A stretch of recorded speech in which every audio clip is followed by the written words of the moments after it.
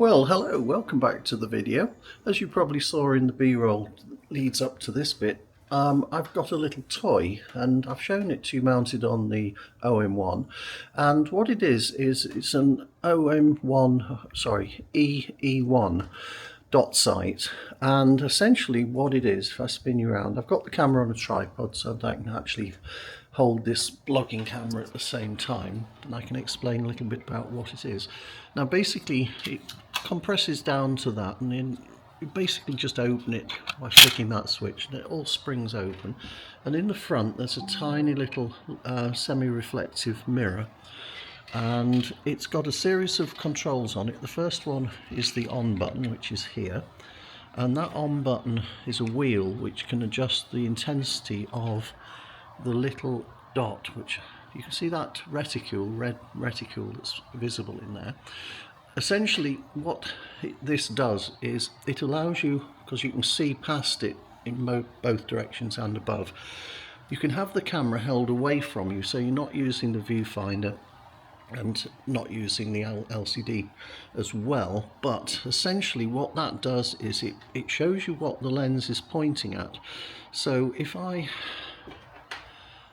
difficult to show you exactly, but what the camera is pointing at, it's got a 300mm lens on, and if you can see here, it's pointing at the trunk of this tree in the distance, which is that tree over there. And what that reticule does is when I move my eye to the back of the camera and adjust it for this lens, so I'll adjust it up to what that viewfinder is showing. You only have to do this once, but in essence, I move that across, which you can probably see. Right, so you get the reticule pointing at what the centre of the lens is pointing at, and in this case I'm slightly off to one side, so the lens is pointing there. Now as you can see, the red dot is now pointing at the same place on this picture, which is just to the right hand side of this tree trunk here, which means whenever I use the camera to track something, and it's on the tripod at the moment, so I'm going to take it off the tripod and show you what I mean. So all I need to do is look, hand holding the camera with one hand, obviously it's a bit wobbly, it's not ideal, but in essence I can see round, I get the context of where the lens is pointing to, whereas looking through the viewfinder I only see what the lens is pointing to. So for instance, if a bird were to fly, and I think there's one up in the tree there, but I doubt if it'll fly. As you can see on the viewfinder, there's a bird, and I've got the little reticule pointing right at the bird. It's a bit tricky to show you this, I'm hoping it's coming out and showing you it. You see there. So if that bird was to suddenly take flight, I could see that it was flying, and I could then follow it through the sky, putting that red dot on it, and I'd become absolutely completely certain that the lens was pointing at that same place that the red dot is on. So it's really a very useful little piece of kit indeed. I'm very pleased with it.